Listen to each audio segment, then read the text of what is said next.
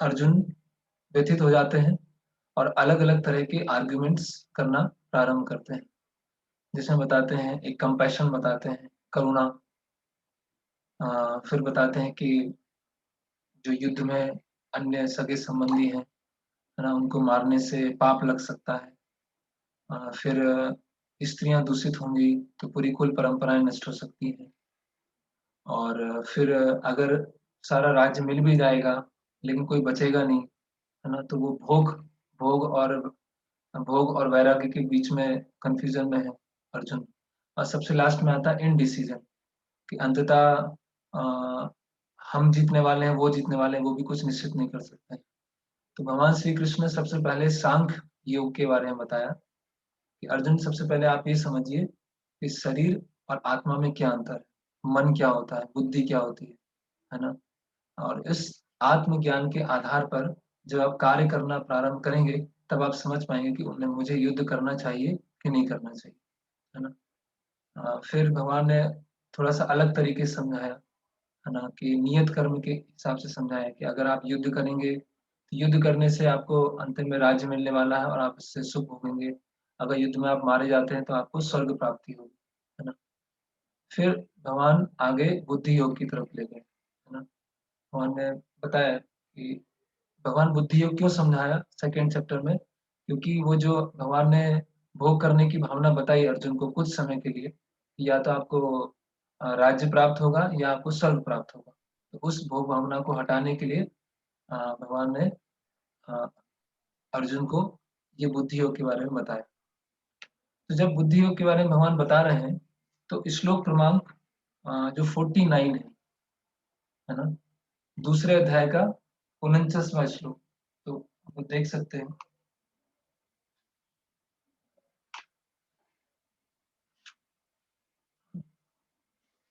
तो ये जो 49वां श्लोक है, भगवान क्या बोल रहे हैं, हे धनंजय, भक्ति के द्वारा समस्त गर्हित कर्मों से दूर रहो और उसी भाव से भगवान की शरण करो। जो व्यक्ति अपने सकाम कर्मों को भोगना चाहता है, वे कृपण है ना। तो क्या भगवान बता रहे हैं कि भक्ति के द्वारा, मतलब बुद्धि योग के द्वारा, ये जब बुद्धि योग प्रारंभ हो रहा है तो भगवान 10 बार कम से कम ये बुद्धि योग शब्द उपयोग कर रहे हैं। आप गिन सकते हैं जहां से बुद्धि योग प्रारंभ हुआ है, बार बार बुद्धि योग उपयोग कर रहे हैं। और यहाँ क्या बोल रहे हैं, हे धनंजय, भक्ति के द्वारा, बुद्धि योग के द्वारा समस्त गर्हित कर्मों से दूर रहो। ठीक है। तो अर्जुन ने बुद्धि योग को गलत समझ लिया, है ना। अर्जुन सोच रहे हैं कि बुद्धि योग का उपयोग करना है ना, और समस्त गर्हित कर्मों से दूर रहना है। तो भगवान फिर मुझे युद्ध करने के लिए क्यों बोल रहे हैं? युद्ध करना तो गर्हित काम है ना। भगवान बोल रहे हैं कि अपनी बुद्धि का उपयोग करो। तो कहने का मतलब क्या है कि अर्जुन जो है बुद्धि योग को निष्क्रियता समझ रहे हैं, है ना। बुद्धि योग, अब हम बोलेंगे बुद्धि से काम लो, बुद्धि से काम लो, कोई किसी को कई बार बोले बुद्धि बुद्धि लगाओ, बुद्धि लगाओ, 10 बार बोलते बुद्धि लगाओ, तो बुद्धि से सोचेगा ना, सोचता रहेगा, है ना। और भगवान क्या बोल रहे हैं कि बुद्धि के द्वारा इन गर्हित कर्मों से दूर रहो। अभी अर्जुन ने क्या सोच लिया, ये गर्हित कर्म कौन है, युद्ध है ना। तो ठीक है, भगवान ने बोला बुद्धि योग, हाँ बुद्धि लगाऊंगा, ठीक है, बुद्धि से विचार करता रहूंगा, क्या करूंगा, युद्ध नहीं करूंगा, और अच्छा हो गया, बढ़िया हो गया, है ना। तो यहीं से अर्जुन का डाउट चालू होता है और यहाँ से थर्ड चैप्टर चालू होता है ना। तो क्या बोल रहे हैं, श्लोक क्रमांक फर्स्ट, अर्जुन वाचा, सीधे मैं अर्थ पढ़ता हूँ। अर्जुन ने कहा, हे जनार्दन, हे केशव, यदि आप बुद्धि को सकाम कर्म से श्रेष्ठ समझते हैं, तो फिर आप मुझे इस घोर युद्ध में क्यों लगाना चाहते हैं, है ना। तो अर्जुन का जो बेसिक डाउट है वो क्या है, अर्जुन बुद्धि को अलग समझ रहे हैं और कार्य को अलग समझ रहे हैं। ये अर्जुन का बेसिक डाउट है कि कर्म अलग चीज होती है और बुद्धि लगाना अलग चीज होती है। जब आप बुद्धि लगा रहे हो तब आप क्या हो, इनएक्टिव हो, निष्क्रिय हो, है ना। तो भगवान ने तो बोल दिया, 10 बार बोल दिया बुद्धि हो, तो इसीलिए अब मैं कुछ कार्य नहीं करूंगा। तो इसके द्वारा अर्जुन स्पिरिचुअलिटी की जो एक बहुत बड़ी भूल धारणा है कि आध्यात्मिकता मतलब सब कुछ छोड़ना, उसको भगवान यहाँ पर एड्रेस करने वाले हैं, है ना? कि अर्जुन के मन में भी ये डाउट आ गया कि सब कुछ छोड़ दो, बढ़िया है, बुद्धि लगाओ अपनी। नहीं, तो यही डाउट भगवान इसका उत्तर तीसरे श्लोक से लेके 9वें श्लोक तक देने वाले हैं, है ना? कि स्पिरिचुअलिटी मतलब अ, निष्क्रिय होना नहीं है। स्पिरिचुअलिटी मतलब क्या है? सक्रिय होना, सही दिशा में सक्रिय होना, है ना? तो उससे पहले ओके, तो जनरली लोग सोचते हैं अ, भक्ति में आना, है ना? या सेवा में आएँगे, तो सब कुछ छोड़ना पड़ेगा, है ना? या सब कुछ धीरे-धीरे छूट ही जाएगा, है ना? तो जब कोई घर में 4 मेंबर हैं, अगर 2 मेंबर ने इंटरेस्ट लेना चालू कर दिया, है ना? भक्ति कर रहे हैं, मंदिर जा रहे हैं, शास्त्र को पढ़ रहे हैं, तो बाकी लोग 2 लोगों को क्या लगेगा, अरे ये तो सन्यासी बनने वाले हैं, सन्यासिनी बनने वाले हैं, है ना? ये तो सब छोड़ने ही वाले हैं, है ना? अ, मतलब उनको क्या लगता है, जो भक्ति करते हैं, वो सबसे निठल्ले व्यक्ति होते हैं, वो सबसे निष्क्रिय व्यक्ति होते हैं। है ना? और उनको संसार से कुछ लेना-देना नहीं है। और अर्जुन भी इसी एक्सक्यूज़ को लेकर जंगल जाना चाहते हैं, है ना? अर्जुन अर्जुन ने तो बुद्धि योग के नाम पर प्रभुपाद यहाँ तात्पर्य में लिख रहे हैं कि भगवान को एक्सक्यूज़ दे रहे हैं अर्जुन, है ना? कि बुद्धि योग के नाम पर अभी मैं यहाँ से जंगल चला जाऊँ, है ना? तो एक बार कोई जैसे कई बार होता है ना? 2 दिन पहले किसी का फ़ोन आया मेरे पास, तो बोला कि प्रभु जी, मैं यहाँ से बोल रहा हूँ भोपाल से और बस मैं मंदिर में आना चाहता हूँ, भगवान की शरण में आना चाहता हूँ। तो बोला हाँ, सबको शरण में आना चाहिए, सबके लिए मंदिर खुला हुआ है। तो बोले नहीं, मैं तो पूरी तरह से आना चाहता हूँ, मंदिर में रहना चाहता हूँ। अच्छा, हाँ, तो मैं पूछा क्या करते हैं आप? मैंने कहा मैं मेरा विवाह हो चुका है और मेरे बच्चे हैं और सब कुछ मोह माया छोड़ के मैं आना चाहता हूँ। तो मैंने क्यों आना चाहते हो? मंदिर आने का उद्देश्य क्या है? बोले नहीं मैं परेशान हो गया बस, संसार से परेशान हो गया। अच्छा, तो फिर मंदिर आके करोगे क्या? बोले वो तो पता नहीं बस संसार से परेशान हो गया, मन की शांति चाहिए। तो फिर बोला कि नहीं ऐसे नहीं, है ना? आध्यात्मिकता का मतलब निष्क्रिय होना नहीं होता है। आध्यात्मिकता का मतलब ज़िम्मेदारी छोड़ना नहीं होता, है ना? तो अर्जुन भी क्या है ज़िम्मेदारी छोड़ रहे हैं, लेकिन अर्जुन भगवान को समझाएँगे, है ना? ऐसे ही एक बार क्या हुआ कि एक गौड़ीय मठ में एक व्यक्ति थे जो आए, उन्होंने मठ में सेवा करने, है ना? तो वो अ, उनको सेवा दी गई ऐसे बर्तन धोने की सेवा दी गई। तो बर्तन धो रहे थे वो, बढ़िया बर्तन धोए, बहुत अच्छे बर्तन धोए। एकदम बड़े-बड़े जैसे फेस्टिवल होता है तो बड़े-बड़े पतीले होते हैं और बड़ी-बड़ी कढ़ाई होती हैं तो अच्छे चमका रहे थे वो।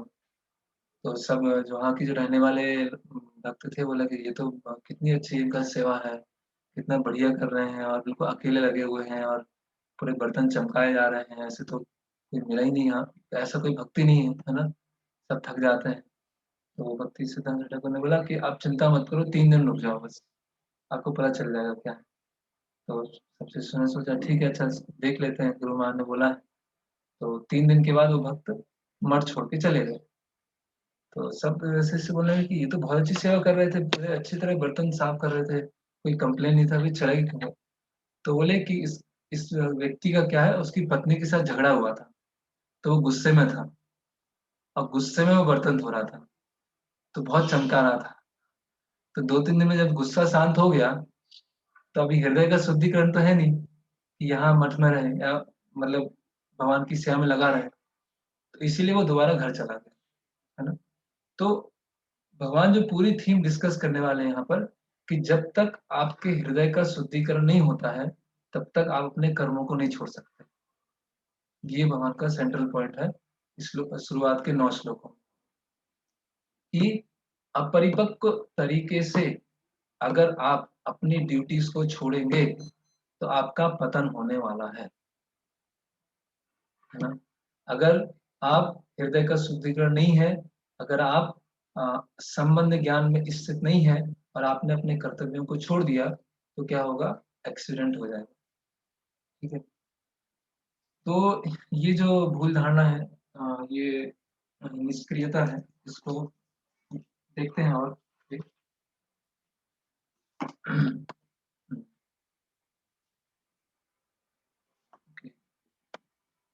और लोग सोचते हैं कि जैसे, और भी एक दूसरे आश्रम की बात है। एक कोई ऐसा एक आया, उन्होंने बोला कि मैं मंदिर में आना चाहता हूँ। ठीक है, आ जाओ। तो मुझे ध्यान ध्यान सीखना है, ध्यान लगाऊंगा। ठीक है, ध्यान लगाएंगे, चलिए ध्यान लगाने सिखाएंगे आपको। तो संडे था, तो संडे सुबह हरिनाम, तो हरिनाम संकीर्तन करने गए। तो सब कीर्तन कर रहे हैं, सब नाच रहे हैं, गा रहे हैं, बुक डिस्ट्रीब्यूशन कर रहे हैं। तो बोले, वो जो लड़का था वो सोच रहा था, हाँ इसके बाद जरूर ध्यान लगाएंगे, है ना, वहाँ मंदिर पहुंच के फिर ध्यान लगाना सीखेंगे। तो अभी संडे था, तो संडे फीस्ट प्रोग्राम था।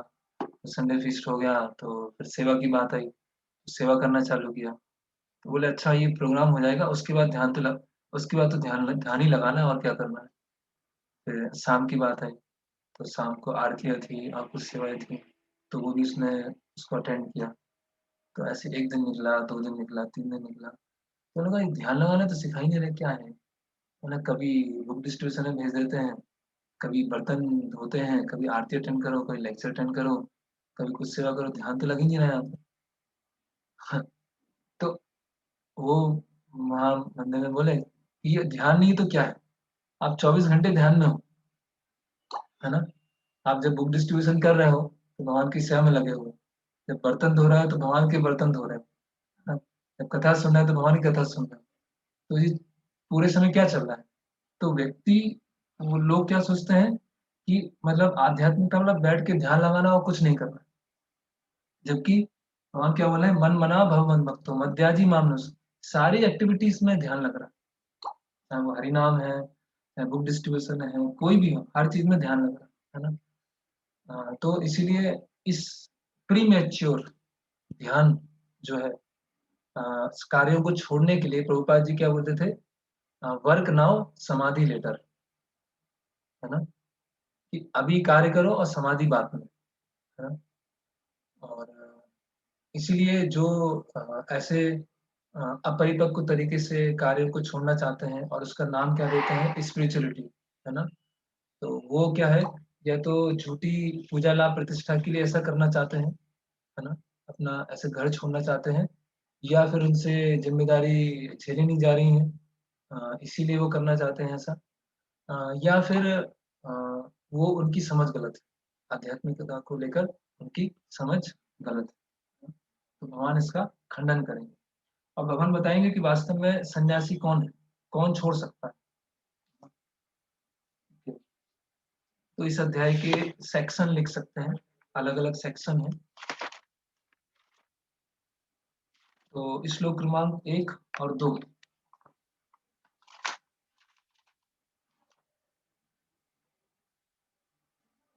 अर्जुन के प्रश्न।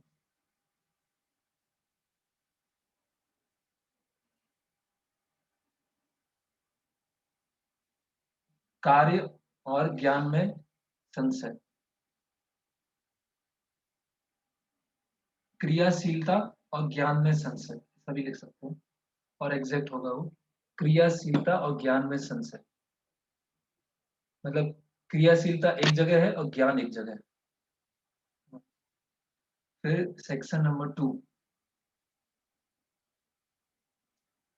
3 to 9। नियत कर्तव्यों को, नियत कर्म को करना, नियत कर्मों को करना, डैश आत्मशुद्धि,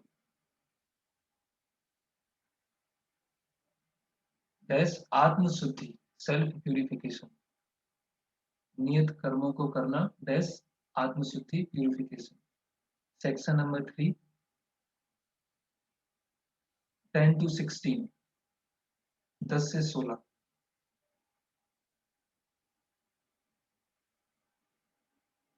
यज्ञ चक्र, यज्ञ का चक्र, भगवान यज्ञ कराएंगे इसमें तीसरे अध्याय में। विभाग सेक्शन नंबर 4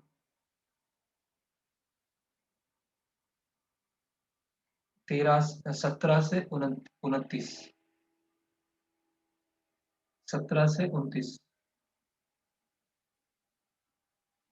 दिव्य स्तर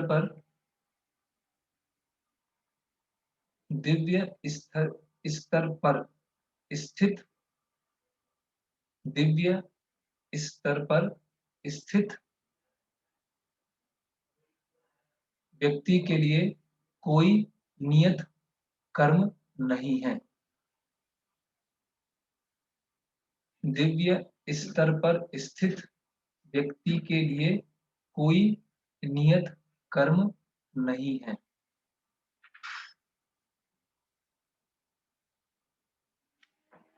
कॉमा, फिर भी उदाहरण प्रस्तुत करने के लिए नियत कर्म करते हैं।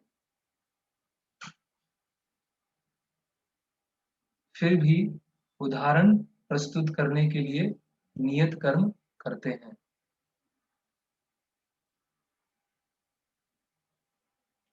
विभाग 5 सेक्शन नंबर 5 ये 4 में श्लोक नंबर कौन से 17 से 29। हरे कृष्ण प्रभु जी, सेक्शन 3 का एक बार वो बता दीजिएगा 10 to 16। हाँ, मैं एक बार फिर से रिपीट करूंगा सारे। जी जी ठीक है। सेक्शन नंबर 5 30 से 35 स्वयं के नियत कर्म करना अधिक श्रेष्ठ है। स्वयं के नियत कर्म करना अधिक श्रेष्ठ है, कॉमा, दूसरों के नियत कर्मों की क्या बोलेंगे, इमिटेट, नकल करने से। वो श्लोक है ना, श्रेयान की, जो अपने नियत कर्मों को छोड़कर दूसरे को नियत कर्म करता है। स्वयं के नियत कर्म करना अधिक श्रेष्ठ है, कॉमा, दूसरों के नियत कर्मों को नकल। आप लिख लीजिए अपने सेंटेंस में, better to perform one's own prescribed duties than to imitate others prescribed duties, another's prescribed duties।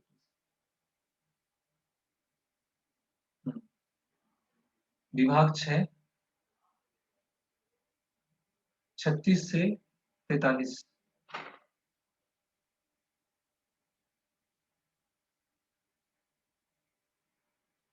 नियत कर्मों को करते समय। प्रभु जी 43 या 45? 43 नियत कर्तव्यों को करते समय सबसे बड़ा शत्रु काम।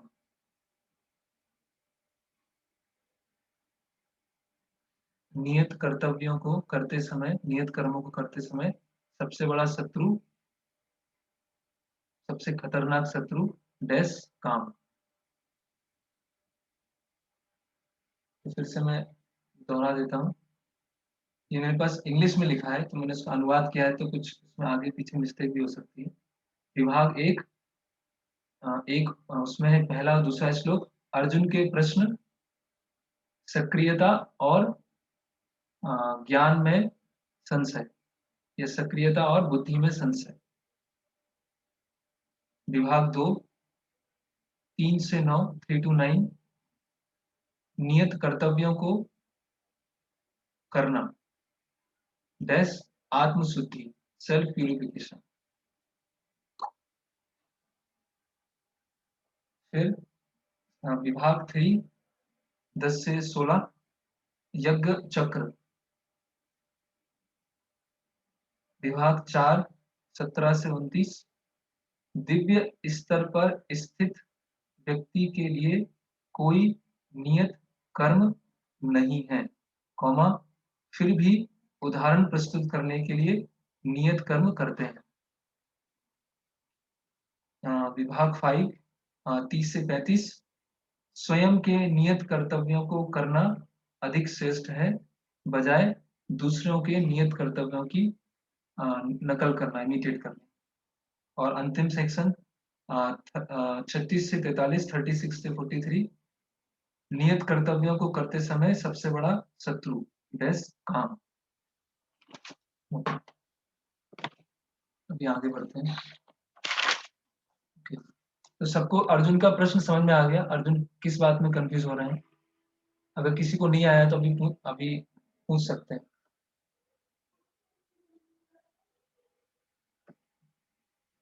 सबको समझ में आ गया? ओके। अर्जुन का मेन डाउट क्या है कि जो बुद्धि योग भगवान ने बताया है वो अलग है और सक्रियता अलग है ना? जब भी हम एक्टिव होंगे तो रिएक्शन बनेगा। अर्जुन के दिमाग में क्या चल रहा है? जब भी हम कुछ कार्य करेंगे उसका रिएक्शन बनने वाला है, इसीलिए कार्य करना छोड़ दो बस। बढ़िया है। ना रहेगा सांप ना बजेगी क्या है जो भी कहावत है कि ना रहेगा बांस ना बजेगी बांसुरी। ना रहेगा बांस ना बजेगी बांसुरी। तो कार्य करूंगा तो रिएक्शन बनेगा, या तो पाप बनेगा या पुण्य बनेगा। तो छोड़ो, काम करना ही छोड़ो, क्योंकि भगवान ने तो बोल दिया है बुद्धि योग लगाना है। ठीक है, ओके। मैं इसका पढ़ता हूँ तात्पर्य। कभी कभी कृष्ण भावनामृत को भूल से जड़ता समझ लिया जाता है और ऐसी भ्रांत धारणा वाला मनुष्य भगवान कृष्ण के नाम जप द्वारा पूर्णतया कृष्ण भावनामृत होने के लिए प्रायः एकांत स्थान में चला जाता है। किंतु कृष्ण भावनामृत दर्शन में प्रशिक्षित हुए बिना एकांत स्थान में कृष्ण नाम जप करना ठीक नहीं। इससे अबोध जनता से केवल सस्ती प्रशंसा प्राप्त हो सकेगी। अर्जुन को भी कृष्ण भावनामृत या बुद्धि योग ऐसा लगा मानो वह सक्रिय जीवन से संन्यास लेकर एकांत स्थान में तपस्या का अभ्यास हो। दूसरे शब्दों में वह कृष्ण भावनामृत को बहाना बनाकर चातुरी पूर्वक युद्ध से जी छुड़ाना चाहता था। किंतु एक निष्ठ शिष्य होने के नाते उसने यह बात अपने गुरु के समक्ष रखी और कृष्ण से सर्वोत्तम कार्य विधि के विषय में प्रश्न किया। ठीक है, श्लोक क्रमांक 2। व्यामिश्रेण वाक्येन बुद्धि मोह्यते सीव में तदेकं वद निश्चितम येन येन श्रेयोहम श्रेयो मामनुयाम। आपके व्यामिश्रित अनेकार्थ उपदेशों से मेरी बुद्धि मोहित हो गई है, अतः कृपा करके निश्चित पूर्वक मुझे बताएं कि इनमें से मेरे लिए सर्वाधिक श्रेयस्कर क्या होगा, है ना? तो अर्जुन क्या बोल रहे हैं? भगवान आपने इतना सारा बता दिया, मेरी तो बुद्धि कंफ्यूज हो गया पूरा। अभी हम निश्चित करके बताएं क्या है ना? व्यामी श्रेण, है ना? अनइक्विवोकल, स्पष्ट नहीं हो रहा। आप बता, आप क्या बताना क्या चाह रहे हैं? आप सांख्य योग में फॉलो करूं, मैं बुद्धि योग फॉलो करूं, मैं कर्म योग फॉलो करूं, कर्म कांड फॉलो करूं? समझ में नहीं आ रहा मुझे, है ना? जैसे कई बार होता है ना कि हमने स्क्रिप्चर्स पढ़ लिए तो यहाँ भी बता रहे हैं, यहाँ भी बता रहे हैं, ये भी बता रहे हैं, ये बता रहे हैं, तो करें तो क्या करें, है ना? एकदम कंफ्यूज जैसे स्टेज आ जाती है। हमें लगता है अच्छा जो हमें आसान लगता है उसको हम ले लेते हैं, जो हमें डिफिकल्ट लगता है उसको हम छोड़ देते हैं, है ना? तो प्रभुपाद जी तात्पर्य यहाँ से स्टार्ट कर रहे हैं कि सेकेंड चैप्टर में भगवान ने सांख्य योग बताया, बुद्धि योग बताया, इंद्रिय कंट्रोल बताया, निष्काम कर्म योग बताया, है ना, स्थित प्रज्ञ बताया, है ना? लेकिन उसमें तारतम्य नहीं है, क्योंकि वो क्या है, गीता का सार। किंतु उसमें तारतम्य नहीं था। कर्म करने तथा समझने के लिए मार्ग की अधिक व्यवस्थित रूपरेखा की आवश्यकता होगी। अतः अर्जुन इन भ्रामक विषयों को स्पष्ट कर लेना चाहता था, जिससे सामान्य मनुष्य बिना किसी भ्रम के उन्हें स्वीकार कर सके। ओके, तो ये व्यामिश्रेण बहुत कंफ्यूज करने वाले भगवान के शब्द हैं। ओके, फिर एक चीज इसमें देखते हैं, यहाँ बता रहे हैं दूसरी लाइन में, देखिए आप, तदेकम वद निश्चितम येन श्रेया, फिर से श्रेया शब्द आ रहा है, और उसके वर्ड टू वर्ड जो मीनिंग है, श्रेया मतलब वास्तविक लाभ, है ना। और ये श्रेया शब्द और कब आया था?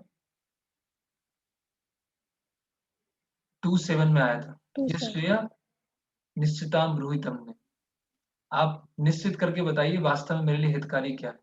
फिर से अर्जुन यहाँ श्रेय शब्द ला रहे हैं, और पहले अध्याय का जो 31वां श्लोक है उसमें भी श्रेय के बारे में आ रहा है कि मुझे ये श्रेयस्कर लगता है, मैं युद्ध में मारा जाऊं।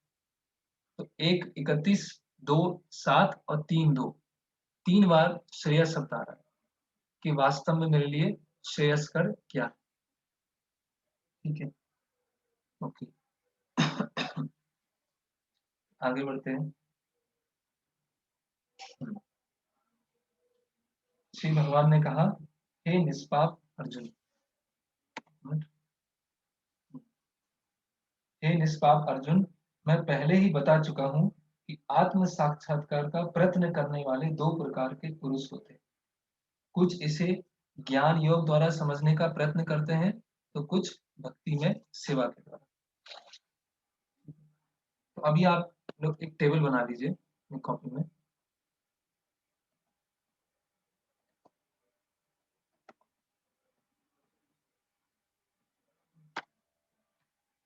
तो भगवान क्या बता रहे हैं?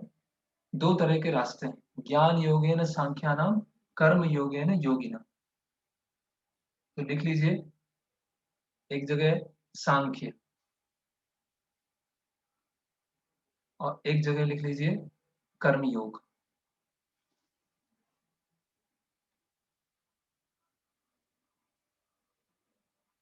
ठीक है, सांख्य के नीचे लिख लीजिए फिलोसफी, और कर्मयोग के नीचे लिख दीजिए रिलीजियन।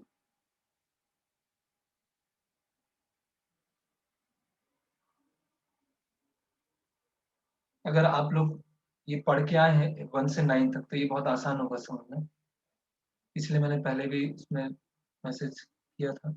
तो सांख्य मतलब फिलोसफी, फिलोसॉफिकल एनालिसिस, और कर्मयोग मतलब एक्टिविटी, है ना, जिसको एक तरह से रिलीजन हम बोल सकते हैं, कुछ एक्टिविटी करना, रिचुअलिस्टिक एक्टिविटीज करना। ठीक है, अभी ध्यान देने की बात यह है कि जैसे हमने दूसरे अध्याय में देखा कि सांख्य योग और कर्म योग या बुद्धि योग में कोई अंतर नहीं है, करेक्ट। तो सांख्य मतलब जहां पर शरीर आत्मा का विश्लेषणात्मक अध्ययन चल रहा है, फिलॉसफी चल रही है, ठीक है। और कर्म योग मतलब, या बुद्धि योग मतलब जहां पर भगवान के लिए कुछ कार्य किया जा रहा है, या उसको हम बोल सकते हैं नियत कर्तव्य। ठीक है, तो 2 रास्ते हैं, पढ़ते हैं हम। कोई आप में से पढ़ना चाहेंगे इसका तात्पर्य?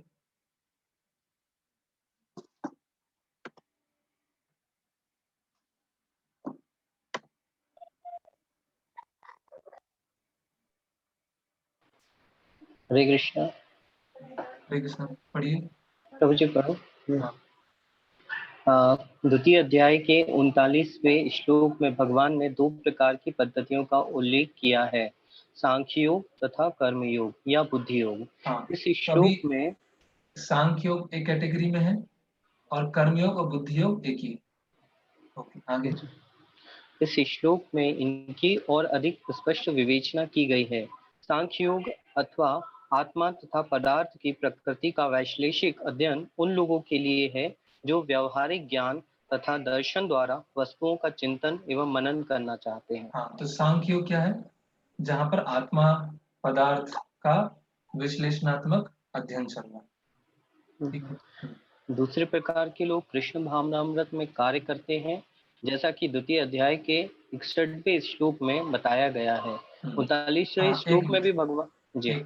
तो दूसरे प्रकार के लोग जो कृष्ण भावनामृत में कार्य करते हैं, अभी ये कर्म किसके बारे में बता रहे हैं? कर्म योग या बुद्धि योग? बुद्धि। ठीक है। 61 श्लोक कौन सा है?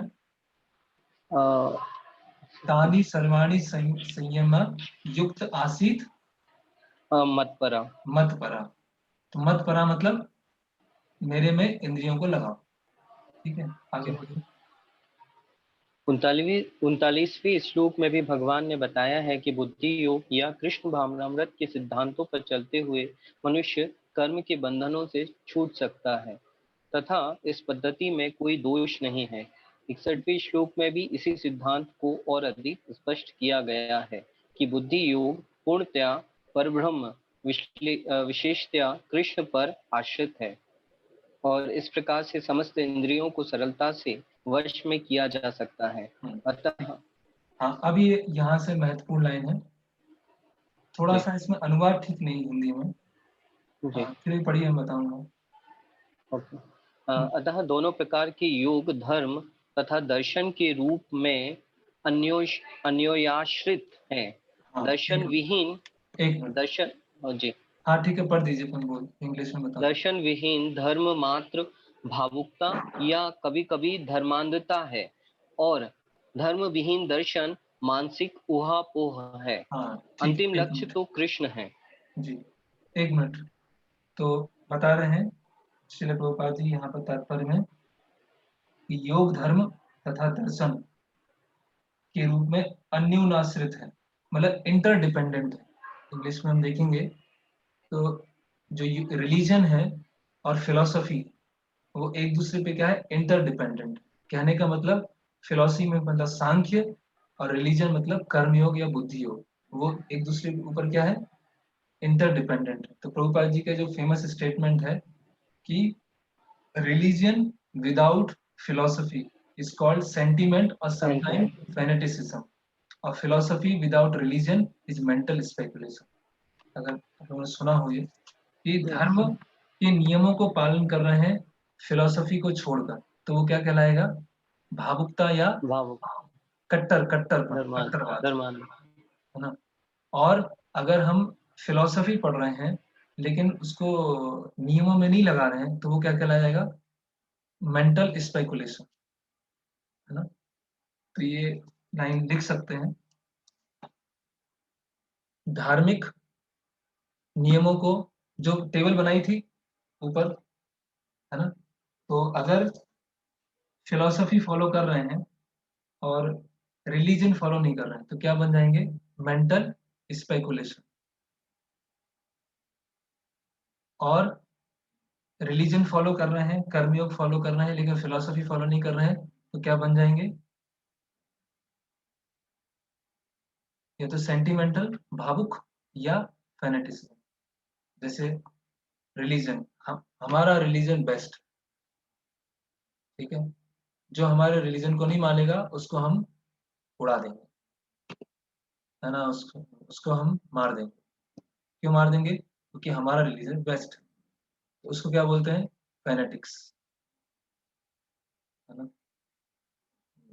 हम जैसे कभी कभी होता है ऐसा, एक बार हम ऐसे ट्रेन में जा रहे थे, तो ट्रेन में जाते समय कुछ लोग बैठे हुए थे, तो बहुत घृणा की दृष्टि से देखने लगे कि कैसे लोग बैठे हुए हैं, है ना, धोती कुर्ता पहने हैं, सिखा है और ये सब ऐसे। तो उनसे पूछा क्या हो, आप क्या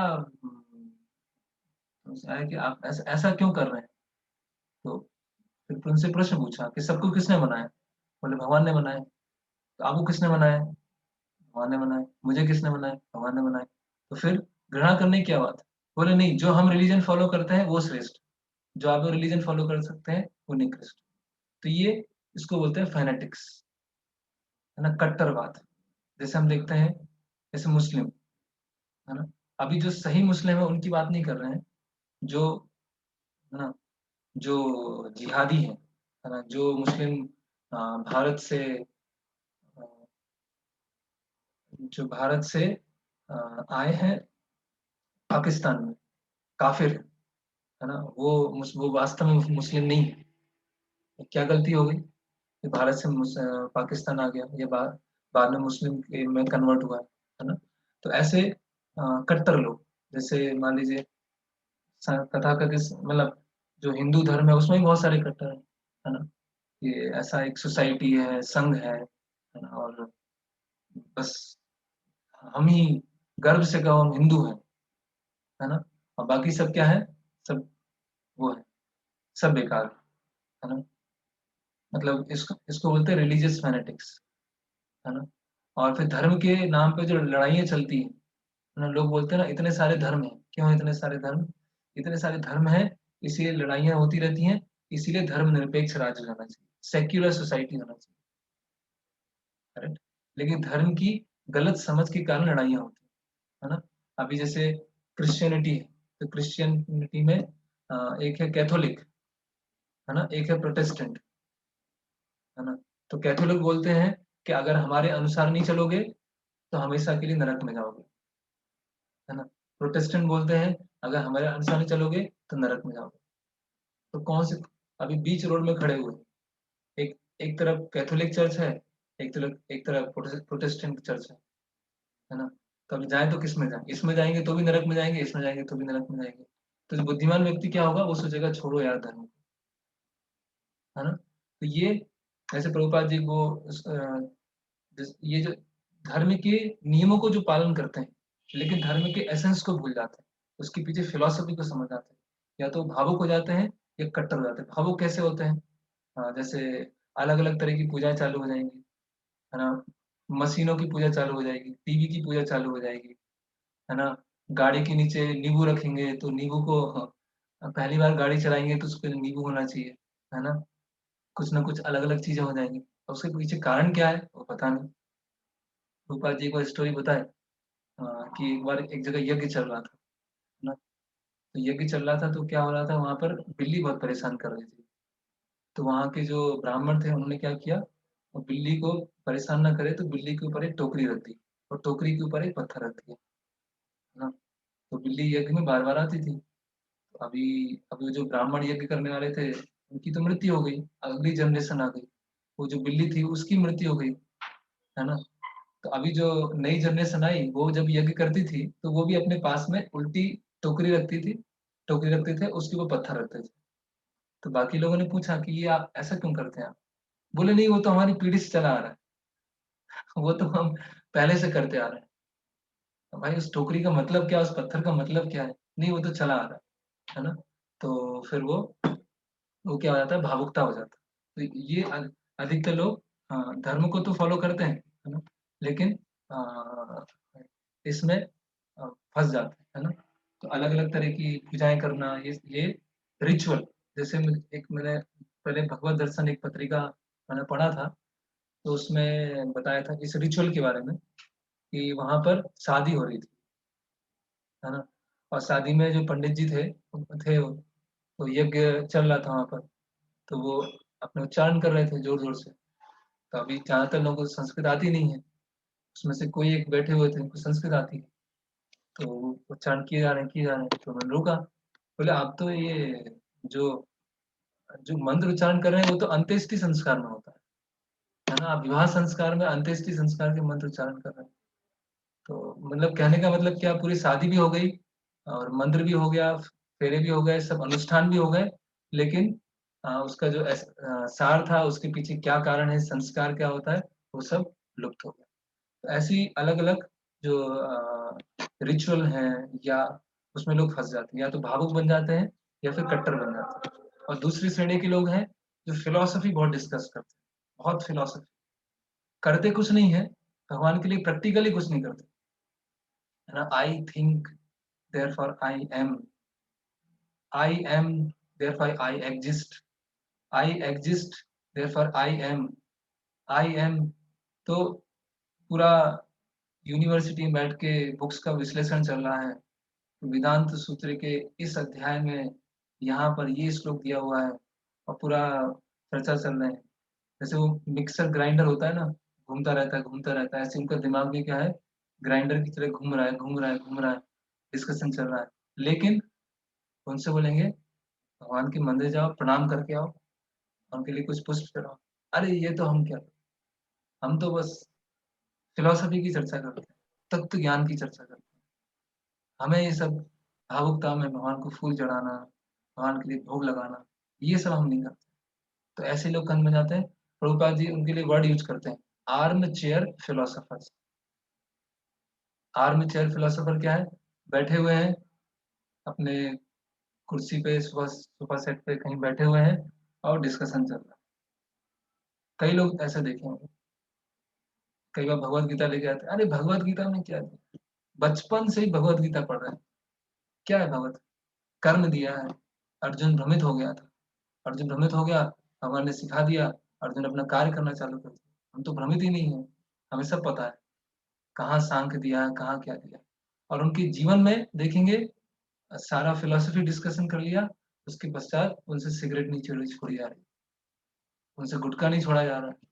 बहुत बड़े फिलोसोफर है, नामी गिरामी फिलोसोफर है ना।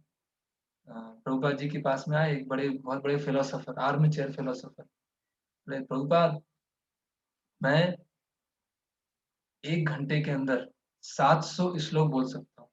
1 घंटे के अंदर पूरे भगवत गीता के 700 श्लोक। आप कितने सारे शिष्य यहाँ बैठे हुए हैं, कोई भी शिष्य जिनको 700 श्लोक याद है? एक शिष्य बता दीजिए।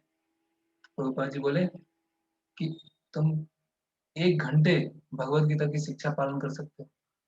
इन्होंने भगवत गीता की शिक्षा के लिए अपना पूरा जीवन दे दिया, तो 1 घंटे भगवत गीता पालन करके बताओ, है ना। तो ऐसे बहुत सारे लोग होते हैं जो हम उनको ज्ञानी बोलते हैं, लेकिन वास्तव सेंस में ज्ञानी नहीं है। ज्ञानी मतलब जिसमें डिटैचमेंट अपने आप आएगा, उसमें वैराग्य भी अपने आप आएगा, है ना। तो आजकल की कथाकथित सो कॉल्ड ज्ञानी या आर्म चेयर फिलोसोफर्स होते हैं, और ये क्या होते हैं? मेंटलिस्ट। इनको फिलोसफी डिस्कस करने में बहुत मजा आता है, लेकिन प्रैक्टिकल लाइफ में कुछ नहीं होता। तो इसीलिए हमें रिचुअल भी करना है, विधि विधान भी करना है, और विधि विधान के पीछे उद्देश्य क्या है वो भी करना है, दोनों साथ में चले। ठीक है, तो ये religion without philosophy is called sentimentalism और फैनेटिसिज्म। ठीक है, और philosophy without religion is called mental speculation. प्रश्न नोट करके रख लीजिए, तो लास्ट में ले लेंगे क्योंकि 9th श्लोक तक पूरा करना है इसको।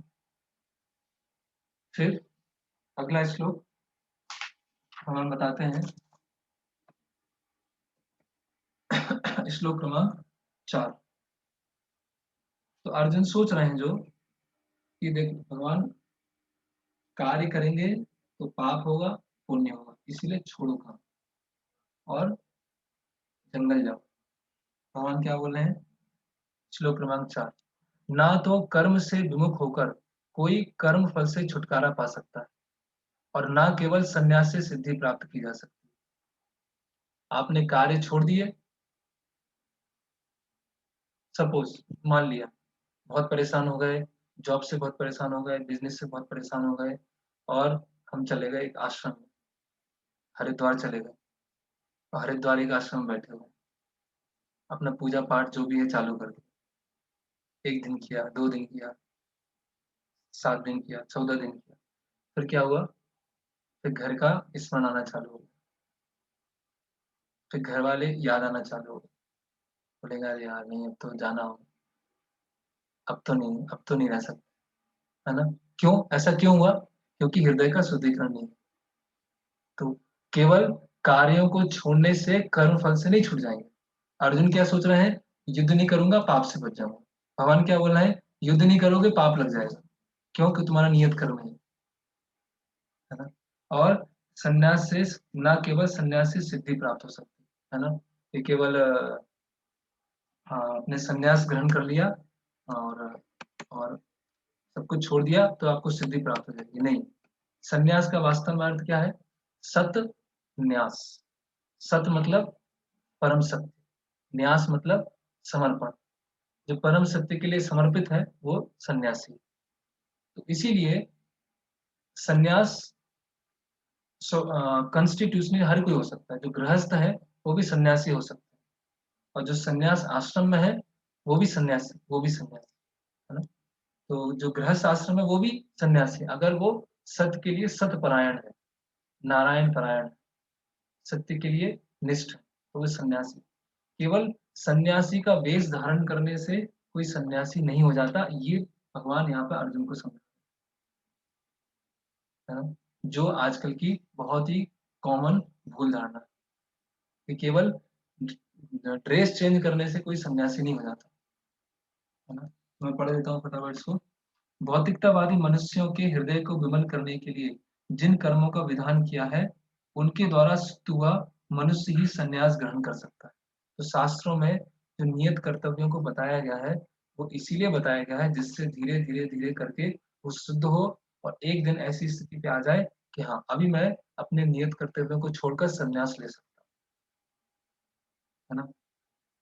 शुद्धि के बिना अनायास संन्यास ग्रहण करने से सफलता नहीं मिल पाती।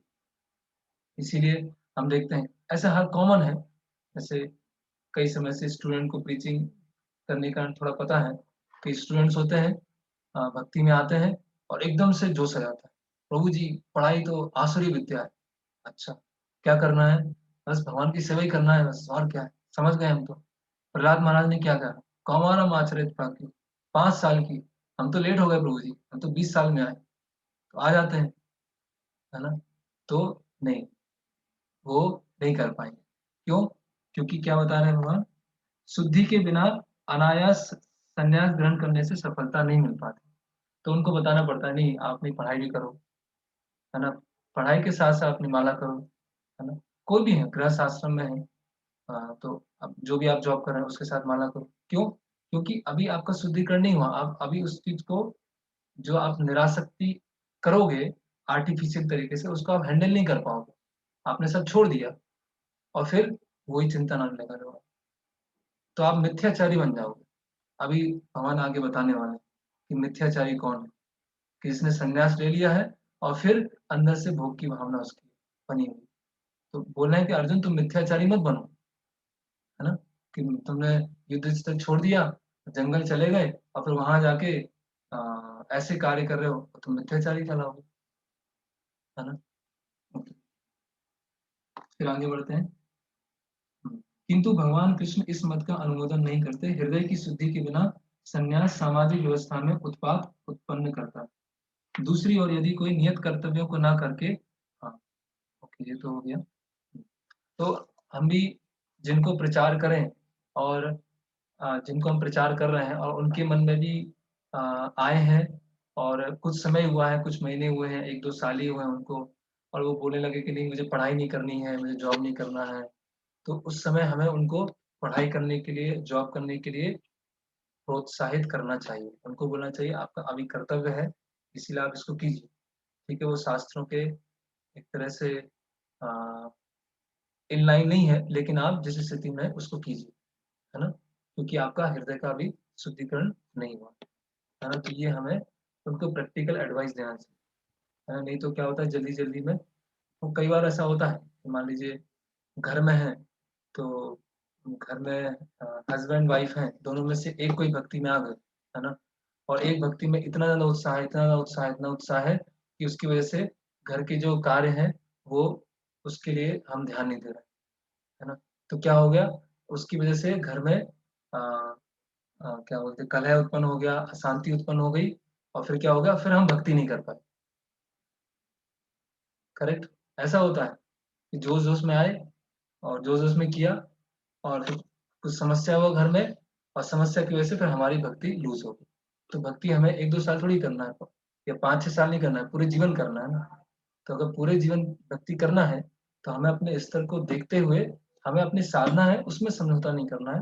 लेकिन जो भी गृहस्थ भक्तों के परिप्रेक्ष्य में घर के कार्य हैं, और स्टूडेंट के परिप्रेक्ष्य में उनकी स्टडी है, तो उसको हमें उनको बताते रहना, ये करते रहना। तो भगवान ने ये क्लियर कर दिया कि कर्म छोड़ने से कोई कर्म फल से बच नहीं सकता, या संन्यास लेने से कर्म सिद्धि सिद्धि प्राप्त नहीं होती, जब तक कि हृदय का शुद्धिकरण नहीं। ठीक है, आगे बढ़ते हैं। श्लोक क्रमांक 5। ये अच्छा श्लोक है, इसको याद भी कर सकते हैं। ना ही कश्चित क्षणमपि जातु तिष्ठत अकर्म कृत, कार्यते ही वसा कर्म सर्व प्रकृति जल। है ना, भगवान क्या बता रहे हैं, ना ही कश्चित क्षणमपि जातु तिष्ठत अकर्म। प्रत्येक व्यक्ति को प्रकृति से अर्जित गुणों के अनुसार विवश होकर कर्म करना होता है। अतः कोई भी एक क्षण के लिए भी बिना कर्म किए नहीं रह सकता। भगवान अर्जुन को क्या बता रहे हैं, अर्जुन तुम कार्य छोड़ना चाह रहे हो, लेकिन कोई एक मिनट भी शांति से नहीं बैठ सकता, एक मिनट भी कार्य किए बिना नहीं रह सकता, कार्य तो करना ही पड़ेगा। अभी कार्य कैसे किया जाए वो मैं तुमको अभी बताने वाला हूँ, यज्ञ के बारे में बताने, है ना? तो ना ही कस्य क्षण अभी, कोई क्षण मात्र भी चुपचाप नहीं रह सकता, है ना? जातु तिष्ठत अकर्म कृत, कोई कार्य किए बिना, कार्यते ही वसा कर्म, प्रकृति के जो 3 गुण हैं उसको हमेशा उत्प्रेरित करेंगे कुछ ना कुछ कार्य करने। अभी कार्य कैसे करना है वो अर्जुन तुम समझो, अभी कार्य छोड़ना है ही नहीं। इसका जो पूरा तात्पर्य है वो बहुत बहुत अच्छा तात्पर्य है, तो बता रहे हैं आप। यह देहधारी जीवन का प्रश्न नहीं, अपितु तो आत्मा का यह स्वभाव है कि वह सदैव सक्रिय रहता है। तो अर्जुन का जो डाउट चल रहा है ना कि आध्यात्मिकता मतलब निष्क्रियता, भगवान उसी को हिट कर रहा है कि 1 मिनट भी कार्य किए बिना नहीं रह सकते, कार्य तो करना ही पड़ेगा, है ना? आत्मा की अनुपस्थिति में भौतिक शरीर हिल भी नहीं सकता।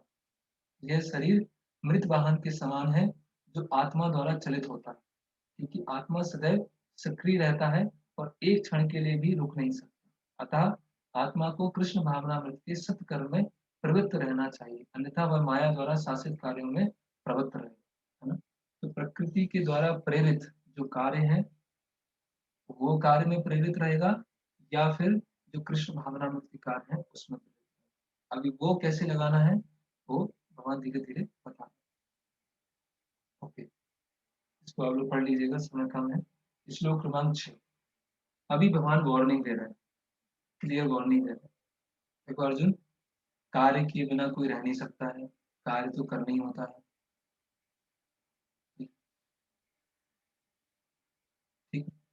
ये प्रश्न कर रहे हैं, प्रश्न अंतिम में लेंगे। हाँ, तो कार्य तो करना ही पड़ेगा, कार्य छोड़ने से तुमको रिएक्शन रुकना लगना बंद नहीं हो जाएगा, ठीक है? तो अगर देखो तुमने कार्यों को छोड़ दिया और फिर इंद्रिय विषयों पे चिंतन कर रहे हो, तो क्या हो, स्वयं को धोखा दे रहे हो और मिथ्याचारी। ये भी इंपॉर्टेंट श्लोक है, इसको भी याद करना है। श्लोक क्रमांक 6। कर्मेन्द्रियाणि संयम या असते मनः स्मरण इंद्रियार्थ विमूढ़ात्मा मिथ्याचार स उच्यते। जो कर्म इंद्रियों को वश में तो करता है, मतलब कार्य करना छोड़ देता है, किंतु जिनका मन इंद्रिय विषयों का चिंतन करता रहता है, लेकिन उसका मन क्या है, भोग का चिंतन करता रहता है, वह निश्चित रूप से स्वयं को धोखा देता है और मिथ्याचारी कहलाता है ना? अभी इसमें प्रश्न आ सकता है कि हम साधक हैं, हम भी भक्ति कर रहे हैं, तो हमारे मन में भी तो इंद्रिय विषय का चिंतन तो आता ही है, करेक्ट? हम तो अभी शुद्ध भक्त तो हुए नहीं है, कोई चिंतन ना है ना? पूजा लाभ प्रतिष्ठा का आएगा, काम वासना का आएगा, बहुत सारी चीजें आएंगी अलग अलग। तो हम भी क्या मिथ्याचारी हैं, स्वयं को धोखा दे रहे हैं? नहीं। उसमें शर्त ये है, कंडीशन ये है कि जो अपनी भौतिक इच्छाओं को बढ़ावा देता है वो मिथ्याचारी।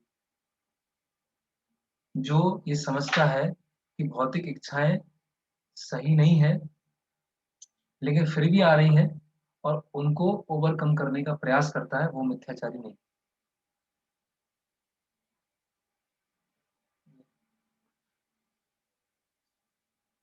तो जो भौतिक इच्छाओं को बढ़ावा देता है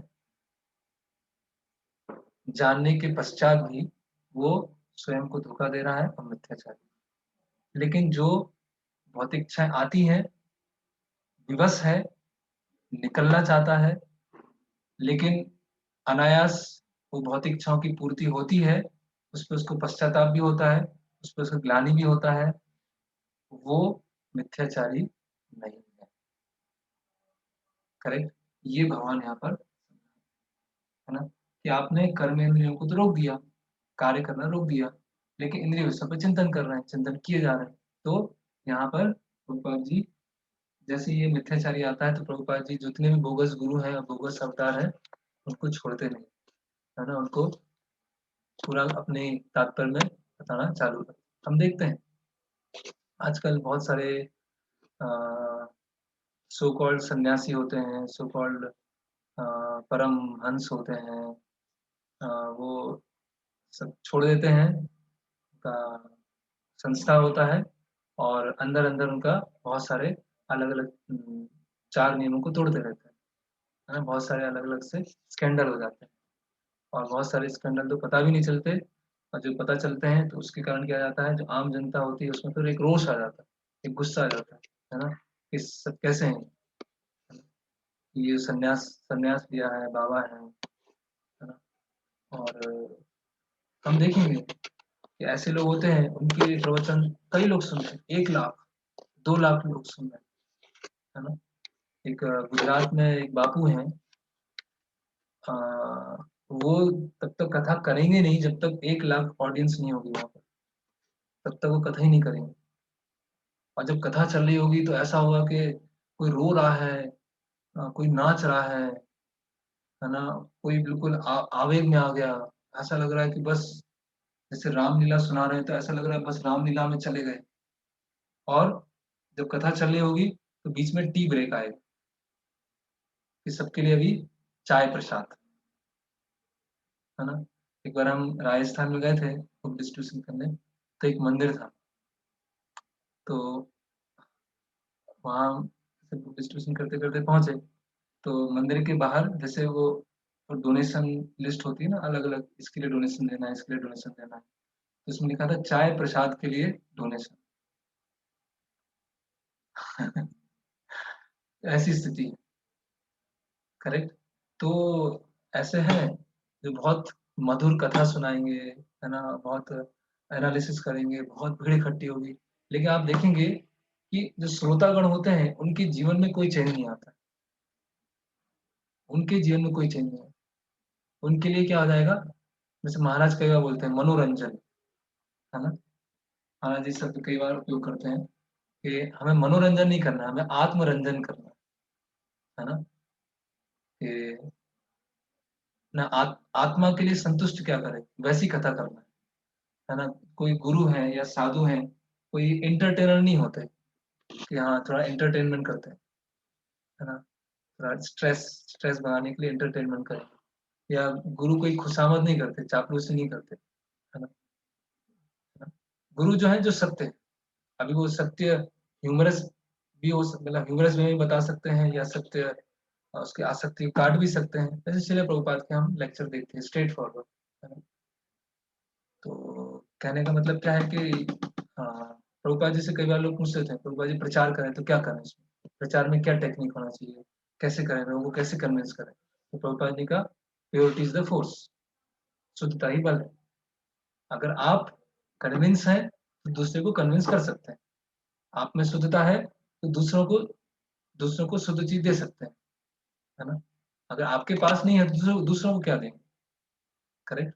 तो बहुत सारी टेक्निक, बहुत सारे अलग-अलग सेमिनार कि कैसे बोला जाए, क्या पर्सनैलिटी डेवलपमेंट, ये सब से वैसे ही लोग आएँगे जो ऐसे लोग चाहते हैं। ऐसे प्रभुपाद जी से कई बार प्रभुपाद जी प्रचार कर रहे हैं, प्रचार कैसे अच्छी किया जाए, प्रचार कैसे बढ़ाया जाए? प्रभुपाद जी बोले प्योरिटी इज़ द फोर्स, बस शुद्धता, है ना? तो ये जो है इसका भी तात्पर्य बता रहे हैं प्रभुपाद जी की। मैं पढ़ देता हूँ तो कुछ अंतिम लाइन है। किंतु जो अपने को योगी बताते हुए इंद्रिय तृप्ति के विषयों की खोज में लगा रहता है, वह सबसे बड़ा धूर्त है, भले ही वह कभी-कभी दर्शन का उपदेश क्यों न हो। भगवत गीता महायज्ञ चल रहा है, 700 श्लोकों का रिसाइटेशन होगा वहाँ पे। आप देखेंगे लोग आएँगे, अ, दान देंगे, चढ़ावा देंगे, लेकिन जीवन में परिवर्तन नहीं आता। उसका ज्ञान व्यर्थ है, क्योंकि ऐसे पापी पुरुष के ज्ञान के सारे फल भगवान की माया द्वारा हर लिए जाते हैं। ऐसे धूर्त का चित्त सदैव अशुद्ध रहता है, अतः उसकी योगिक ध्यान का कोई अर्थ नहीं होता। ठीक है? फिर भगवान बता रहे हैं कि एक अगर गृहस्थ ईमानदारी से आपका जीविकोपार्जन कर रहा है, तो उस धोबी सन्यासी से ज़्यादा श्रेयस्कर है ना? अगर कोई गृहस्थ आश्रम में है और ईमानदारी से अपना जीविकोपार्जन कर रहा है, तो वो ज्यादा श्रेयस्कर है एक ढोंगी सन्यासी से। आगे बढ़ते हैं। श्लोक क्रमांक 7। दूसरी ओर यदि कोई निष्ठावान व्यक्ति अपने मन के द्वारा कर्मेंद्रियों को वश में करने का प्रयत्न करता है और बिना किसी आसक्ति के कर्मयोग कृष्ण भावनामृत में रहता है, तो वह अति उत्कृष्ट है ना। तो एक्चुअली समय कम है, इसीलिए मैं तात्पर्य नहीं पढ़ रहा हूँ। तो उसमें ही प्रभुपाद जी समझा रहे हैं कि आप लोग तात्पर्य पढ़ लीजिएगा। तो मैंने इंपॉर्टेंट पॉइंट लिखे हैं, तो मैं इसमें बता देता हूँ। सभी इंपॉर्टेंट है एक्चुअली। तो यहाँ लिख रहे हैं, अंतिम लाइन क्या लिख रहे हैं, जीविका के लिए ध्यान धरने वाले प्रवंचक ध्यानी की अपेक्षा सड़क पर झाड़ू लगाने वाला निष्ठावान व्यक्ति कहीं अच्छा है। तो जो सड़क पर झाड़ू लगा रहा है, जो स्वीपर है, वो ज्यादा श्रेयस्कर है बजाय जो ढोंगी गुरु है या ढोंगी सन्यासी है, जो अपने जीविकोपार्जन के लिए या तो मूर्ति पूजा कर रहे हैं या प्रवचन दे रहे हैं।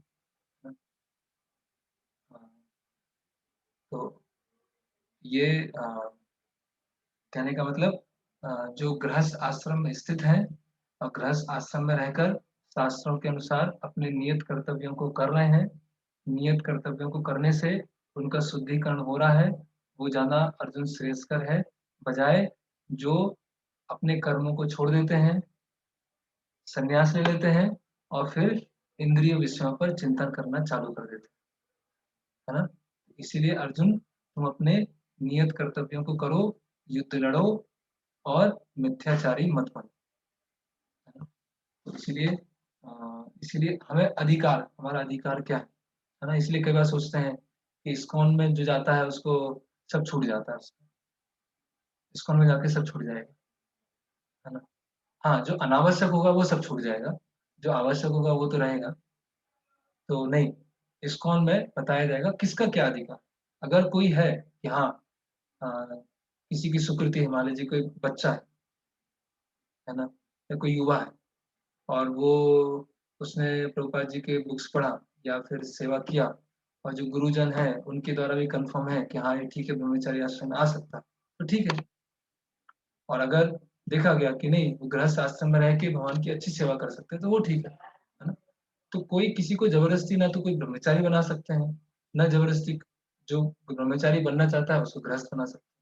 तो फोर्स तो कहीं नहीं है ना, फोर्सफुली ना तो कोई ब्रह्मचारी बनेगा, नहीं इस्कॉन में जाएंगे तो पता नहीं क्या कुछ कर देंगे और आपको ब्रह्मचारी बनाएंगे, भाई ये थोड़ी करना। भगवान बता रहे हैं इसका जो अधिकार है, इसका जो हृदय का शुद्धिकरण है वो है। तो कुछ लोग होंगे जो ब्रह्मचारी आश्रम में जाएंगे और समाज का एक बहुत बड़ा वर्ग होगा जो गृहस्थ आश्रम में जाएगा, और दोनों अपनी अपनी जगह रहकर सेवा करेंगे, दोनों अपने नियत कर्तव्यों को पूरा कर रहे हैं, करें। तो भगवत गीता हमको सिखा रही है पहले अपना अधिकार समझें, क्या हमारा अधिकार है ना। देख देखी में नहीं, कभी कभी देखा देखी में हो जाता है ना, कि वो कर रहे हैं तो हम भी कर रहे हैं, लेकिन हमारा क्या अधिकार, हमारे क्या एलिजिबिलिटी है ना। फिर अगला श्लोक, श्लोक क्रमांक 8वां। नियतम कुरु कर्तव्यम कर्म जायो हि कर्मणा शरीर यात्रा की चाहते ना प्रसिद्ध ये तो कर्मणा। भगवान अभी डायरेक्ट अर्जुन को बोल रहे हैं, अपना नियत कर्म करो, क्योंकि कर्म ना करने की अपेक्षा कर्म करना श्रेष्ठ है। कर्म के बिना तो शरीर निर्वाह भी नहीं हो सकता, है ना।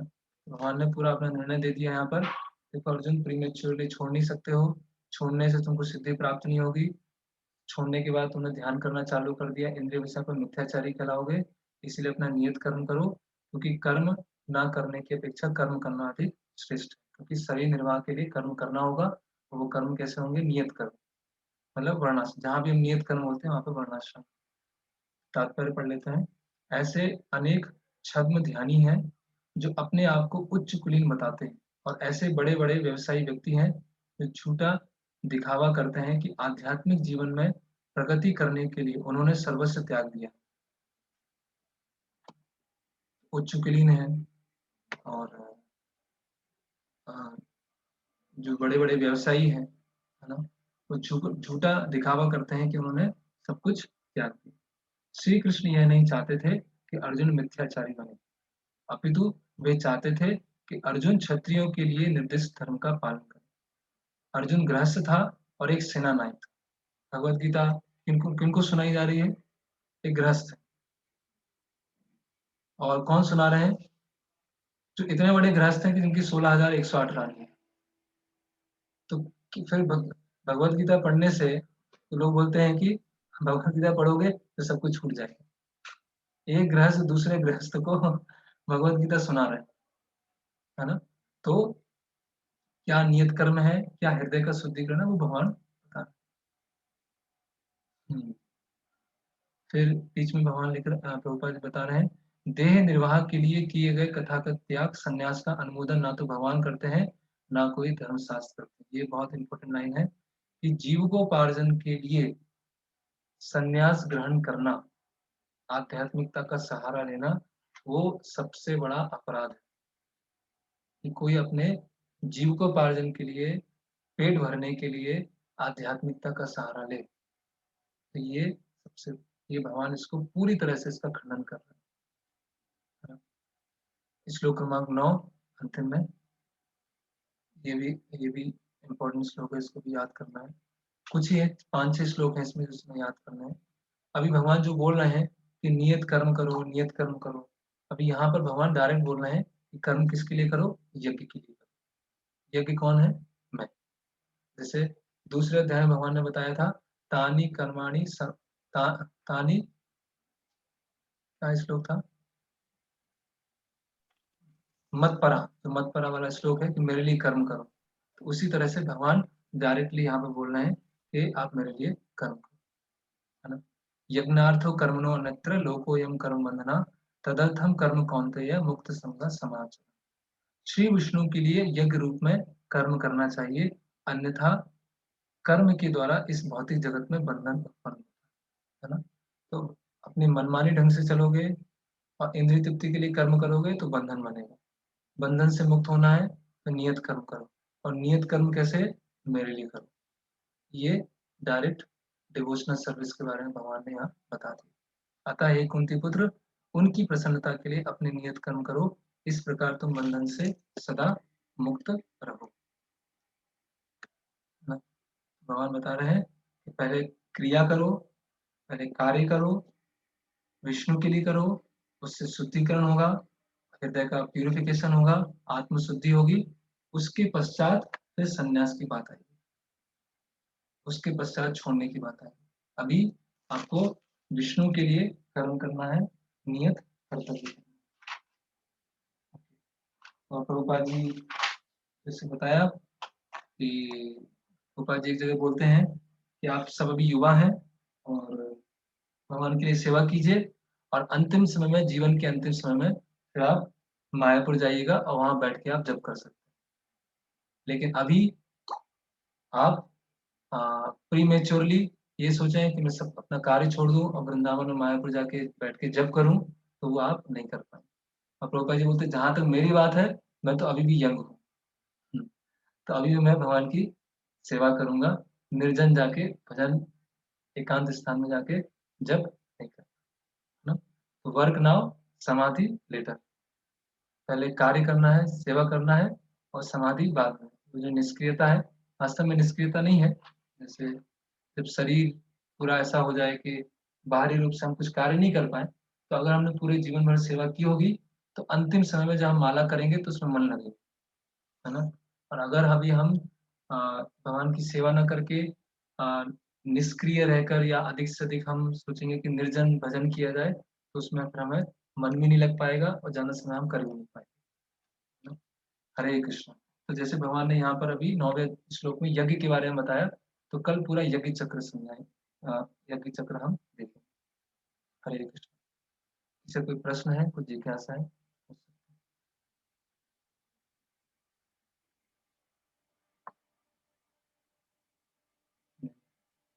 हरे कृष्ण। हाँ शिवम, अनम्यूट कर लीजिए अपने आप को। हरे कृष्ण। हरे कृष्ण। फिर से हरे अनम्यूट कृष्ण। कर लीजिए। हाँ हरे हरे कृष्ण। कृष्णा प्रभु जी, धन्यवाद प्रणाम। हाँ प्रभु जी एक क्वेश्चन तो ये था प्रभु जी कि जब अर्जुन डिसअपॉइंटमेंट की वजह से युद्ध भूमि छोड़ने की बात कर रहे हैं तो भगवान अर्जुन को चेस्टाइज कर रहे हैं, बट लेटर भगवान जो 4 प्रकार के लोग भगवान के शरण में आते हैं उनकी बात करते हैं और उन्हें सुकृति बुलाते हैं, जिसमें से एक आर्त होते हैं जो those who are disappointed and frustrated. तो वहां पर भगवान ग्लोरीफाई कर रहे हैं, बट यहाँ अर्जुन को चेस्टाइज कर रहे हैं, ये समझ में नहीं आया प्रभु जी। नहीं, भगवान इसलिए चेस्टाइज नहीं कर रहे हैं कि मतलब भगवान वहां बता रहे हैं कि 4 प्रकार के लोग मेरी शरण में आते हैं, लेकिन अर्जुन तो शरण में ना आके युद्ध से भागना चाह रहे हैं। तो युद्ध में से जो भागना चाह रहे हैं इसलिए चेस्टाइज कर रहे हैं। अच्छा, ऐसा नहीं कि भगवान की शरण में वो आ रहे हैं दुखी से, तो तब भी भगवान चेस्टाइज कर रहे हैं। जो अपने कर्तव्यों को छोड़कर जाना चाह रहा है उसको भगवान चेस्टाइज कर रहे हैं।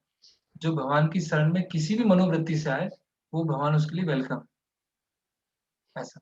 अच्छा, थैंक यू वेरी मच प्रभु जी। प्रभु जी एक क्वेश्चन और था। हम्म तो प्रभु जी आपने आगे बताया कि जो बुद्धि योग है और सांख्य योग ये दोनों इंटरडिपेंडेंट है, हाँ। आगे आपने बताया था। हम्म तो प्रभु जी जो बुद्धि योग जिसे हम भक्ति योग भी कहते हैं, हमने सुना है कि ये इंडिपेंडेंट है और सांख्य योग ज्ञान से रिलेटेड है, जड़ और चेतन का।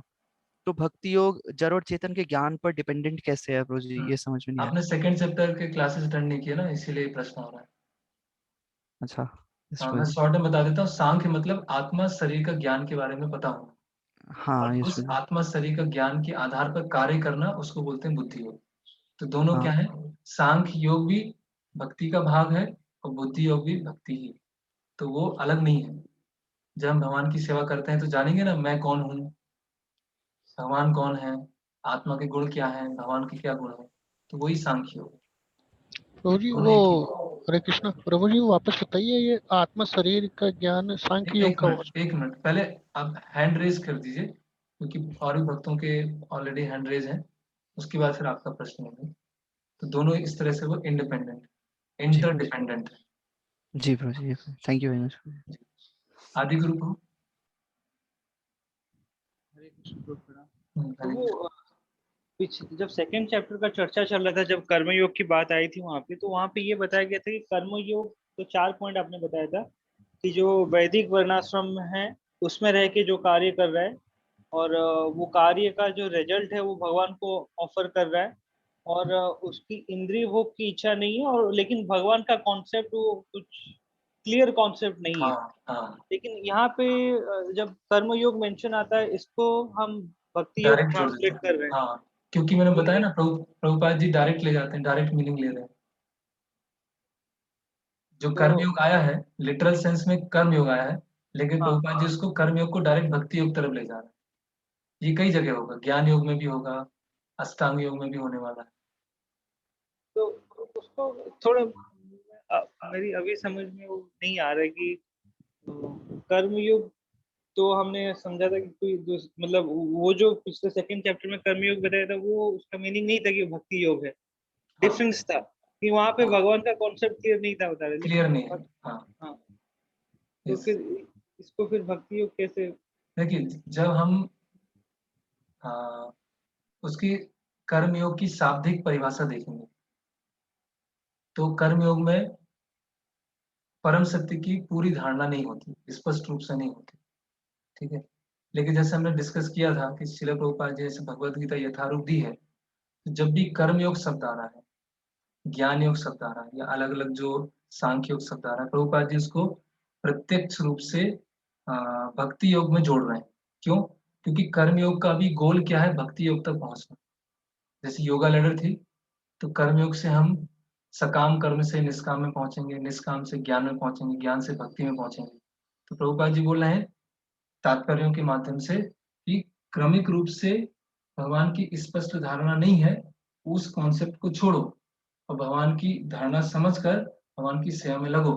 तो इस तरह से वो कर्म योग को भक्ति योग से जोड़ रहे हैं, क्योंकि अल्टीमेटली तो कर्म योग अपने आप में पूर्णता प्रदान नहीं करेगा ना। कर्म योग हमें ज्ञान योग की तरफ ले जाएगा, ज्ञान योग भक्ति योग की तरफ ले जाएगा। प्रभुपाद बता रहे हैं कर्म योग से आप डायरेक्ट भक्ति योग की तरफ जाइए। एक दिन ठीक। मैं योगा लैडर के ऊपर अलग से क्लास ले लूंगा, योग सीढ़ी के ऊपर, कि बार बार जो कंफ्यूजन हो रहा है वो चला जाए।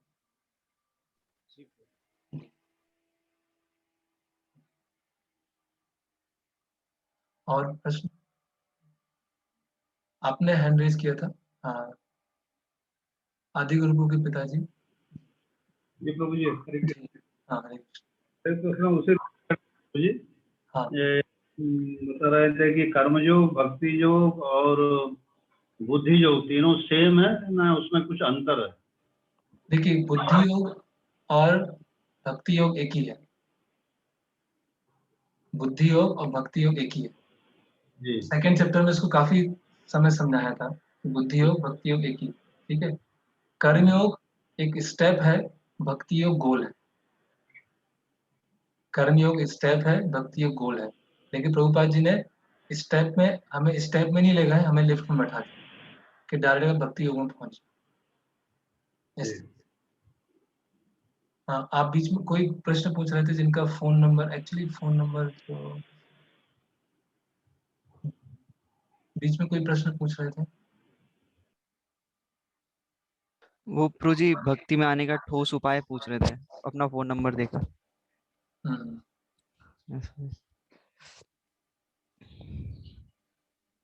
भगवत गीता पढ़िए, भक्तों का संग लीजिए। एक प्रश्न है, sometimes we follow rituals blindly without knowing the essence, but it is not possible to know essence in all cases. There are some cases which are true and beyond our sense perception. Keeping the counsel in the deity altar as touching stone. How to explain deal with this case in the path? Okay. प्रश्न ये है कि जब हम ritual को follow करते हैं तो हमें उसका सार भी पता होना चाहिए, है ना। जब हम रिलीजन को फॉलो करते हैं तो फिलोसफी पता होना चाहिए, ठीक है। लेकिन कई जगह हम देखते हैं कि सब केसेस में ये फॉलो नहीं हो पाता। कहीं कहीं हमें आंख बंद करके स्वीकार करना पड़ता है। जैसे शंख है, तो शंख के बारे, जैसे हड्डी को बोलते हैं अपवित्र है, तो हड्डी अगर अपवित्र है तो उसको टच नहीं कर सकते, टच करने के बाद स्नान करना पड़ेगा। लेकिन उसी शंख को हम अल्टर में रखते हैं, तो उसको कैसे समझें? नहीं, इसको भी हम समझ ही रहे हैं क्योंकि शास्त्रों में दिया है। तो शास्त्र की ऑथोरिटी के आधार पर हम शंख को स्वीकार कर रहे हैं भगवान के अल्टर में। हमने कोई ऑथोरिटी स्वीकार किया ना, किसी ने हमको बोला शंख आप पवित्र है, हमने स्वीकार कर लिया। ये कहाँ दिया है? शास्त्रों में। ठीक है, हम उसको समझ नहीं पा रहे हैं, लेकिन शास्त्र की ऑथोरिटी तो मान रहे हैं ना। तो रिलीजन विदाउट फिलोसफी मतलब शास्त्र कुछ पता ही नहीं है, लेकिन शास्त्रों की ऑथोरिटी स्वीकार करके वो रिचुअल फॉलो कर, इस तरह से हम समझते हैं। ठीक है, और प्रभु जी ने अटेंडेंस भी ले लिया है। हरे कृष्णा। प्रभु जी, ये केवल भगवान का चिंतन ही करते रहते हैं और भगवान की सेवा नहीं करते ज्यादा, वो भी आपका नाम जान फिलोसफर ही है सकता क्या? हूँ मैं? आपका नाम जान सकता हूँ? मेरा नाम प्रभु जी रतन है, सूरत से हूँ। अच्छा अच्छा जी। जो मतलब आपने भगवान का पहले भी चिंतन, क्लासेस अटेंड की हैं इसमें? नहीं इसमें आज ही की है प्रभु जी मैंने तो। पहली बार की है? हाँ हाँ, तो आज। इसीलिए उसमें क्या होगा थोड़ा, क्योंकि बहुत समय से चल रहा है ना, तो कई चीजें ऑलरेडी सॉल्व हो क्या चुकी हैं। सूचना नहीं थी, हाँ सूचना नहीं थी। जी आज सूचना है हमारे पास में कि आज ये जी। आप गीता क्लास कर रहे हो, हाँ बताएं, प्रश्न पूछें। मैं आज अटेंड हूँ। प्रश्न ये है कि मतलब जो भगवान का चिंतन करते रहते हैं लेकिन भगवान की सेवा नहीं करते, वो भी फिलोसफर ही है क्या? मतलब वास्तविक फिलोसोफर तो दोनों करता है, चिंतन भी करता है और सेवा भी करता है। जो केवल फिलोसफी फॉलो करते हैं उनको मानसिक चिंतक बोलते हैं, मेंटल स्पेकुलेटर, जो सेवा नहीं करते। तो दोनों करना है, सेवा भी करना है और सेवा के पीछे जो तत्व ज्ञान है वो भी समझ।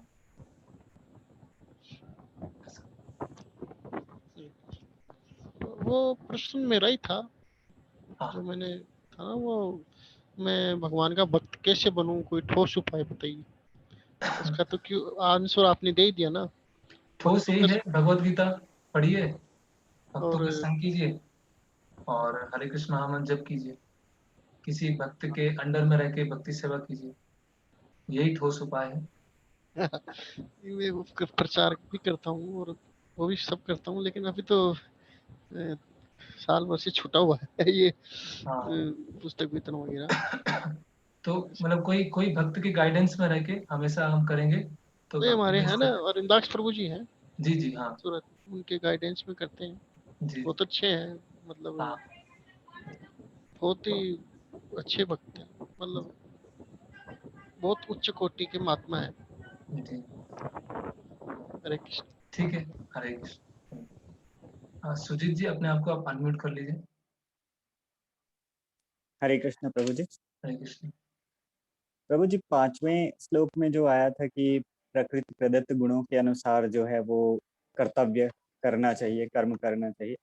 अब ये प्रकृति प्रदत्त गुण कौन से हमारे अंदर प्रधान है, ये बहुत जटिल विषय है। इसका पता कैसे चले व्यक्ति को? आएगा भगवत गीता में और आगे आएगा, 14वां अध्याय में आएगा, 13वें अध्याय में आएगा कि हर अच्छा किसी की प्रकृति कैसे होती है, अच्छा अच्छा। सत्वगुण, रजोगुण, तमोगुण, किसका स्वभाव कैसा होता है, किस तरह से निर्धारित होता है, वो भी आएगा।